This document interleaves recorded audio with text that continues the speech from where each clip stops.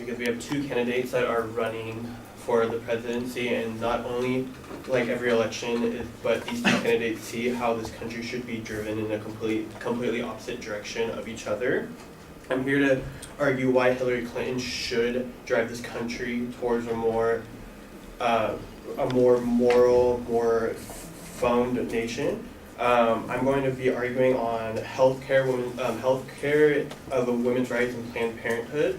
Talk about gun control and her political experience that she experienced the last 35, 40 years. My first argument from Minnie Fisher of the Liberals United: no other candidate in our nation's history has demonstrated such a strong commitment to women or such a clear record on behalf of women's health care rights. This is about so much more than Planned Parenthood. So in 1976, the Hyde Amendment was passed, meaning that women on Medicaid wouldn't provide an alternate route instead of abortion. Medicaid did not provide the abortion option for most women, which Hillary Clinton saw was a problem, because to qualify for Medicaid, you have to be considered low income in America. And so it's kind of ironic that the federal government was asking women on Medicaid to provide hundreds of dollars to have this procedure done out of pocket. So the first act of women's rights is that she's going to amend the Hyde Amendment.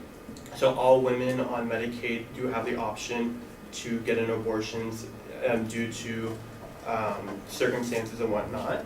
My second argument is gun control by John Lott from Fox News.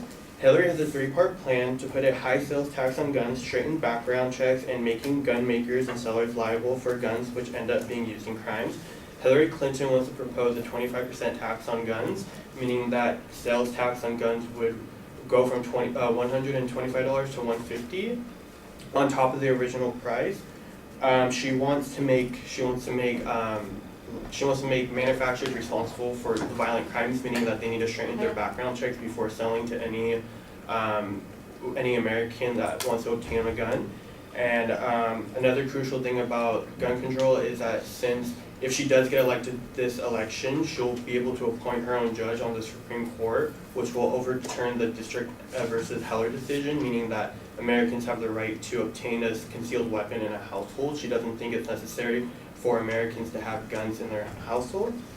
My third argument is her political experience from CNN, from Carl Bernstein. She served as Secretary of State, Senator of New York, First Lady of the United States, First Lady of Arkansas, and a practicing lawyer, a law professor, and an activist over a very long public career. Hillary Clinton has demonstrated that from being Secretary of State that she is a very known public figure in international affairs, meaning the Hamas and Israel negotiation. She was the reason why they ceased fire, and to this day it's the quietest, the most peaceful tension between those two nations. The second one is that she has provided women and children with disabilities with affordable health care, expanding it over to 8 million children.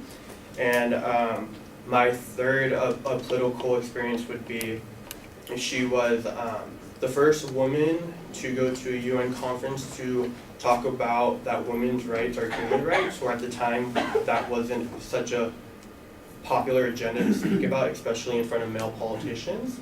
So going back to Planned Parenthood, healthcare, gun control, and political experience, I think that Hillary Clinton is more than qualified, especially on her resume of what she's done for this country.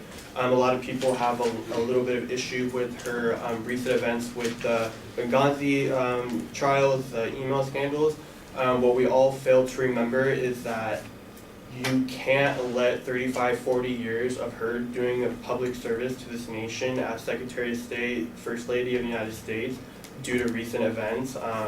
For her, it's like any other politician, it's something that gets brought up, but let's not overshadow the fact of all the good that she's done for the United States. And I think that's why you should vote for Hillary Clinton. Thank you.